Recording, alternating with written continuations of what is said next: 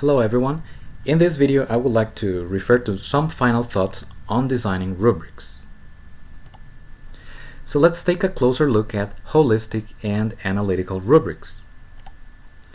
So a holistic rubric can serve as the basis for designing an analytical rubric and vice versa. We'll see that in turn. So once more, let's go back to the basics. A holistic rubric sees the learning product as a totality. Thus, each of its levels describes the expected qualities of this product. By identifying these qualities, we can turn them into the attributes of an analytical rubric and devise specific criteria for them. Let's see.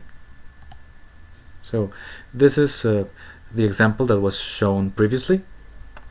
So you see, it's a global or holistic rubric with only 6 levels. So in order to grade the students, just mark one of the numbers, and that's the grade students get. But if you analyze each of the levels, you will find the same aspects being described, probably using different adjectives or words to express qualities.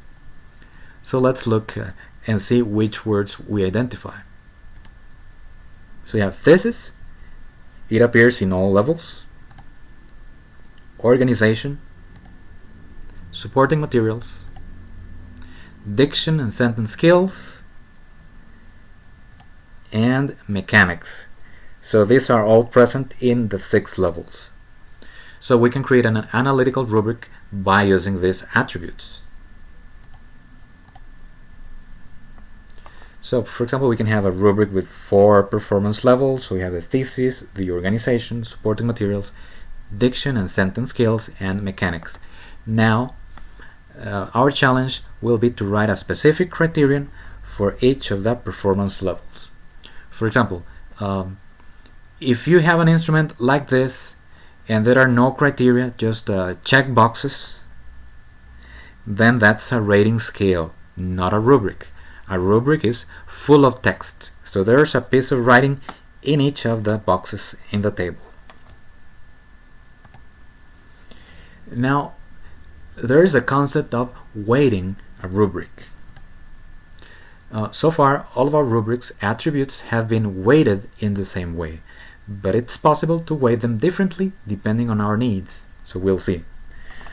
Still a note here, weighting a rubric is not indispensable. So what is meant by weighting? What's this funny word about? In the previous example, we have thesis, organization, supporting materials, diction and sentence skills, and mechanics. They all have the same weight or the same importance. So that is, for example, if we have a hypothetical 100% and we divide that by the number of attributes, it's 5 in this case, we get 20%. So each of these, thesis, organization, supporting materials, and so on, weighs 20%. So to obtain the weight for each specific criterion, we divide 20% by the number of levels in the rating scale. So we have a rating scale with 4 levels. So that equals the weight per criterion. That's 5%. So each criterion is worth 5%. Now let's analyze a hypothetical scenario. Student A's composition in Mr. X's class. So the criteria marked in blue is what the teacher marked. And the weight is exactly the same for all of them.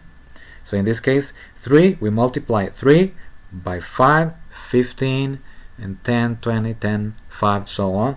That student's grade would be 60. But we may use a different weight.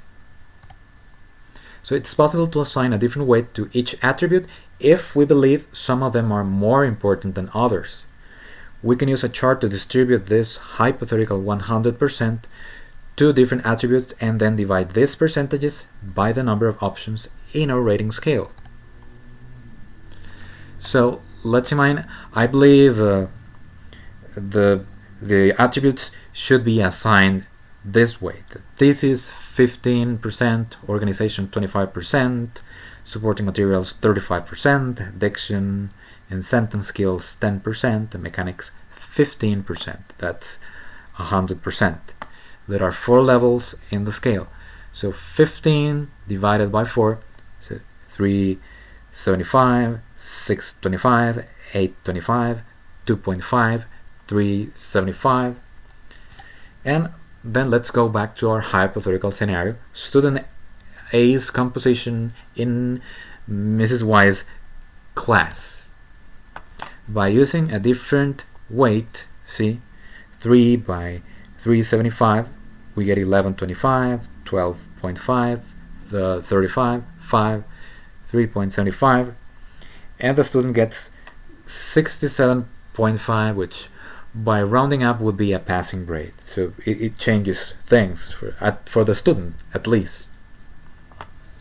Or you could use the same rubric throughout the same class or course and change the weighting. First, perhaps you may want to work on form, and later you want to work on content. So at the beginning, form is heavier than content. At the end, content is heavier than form. That way you have a more formative approach to testing students. So here are some references in case you want to have further information.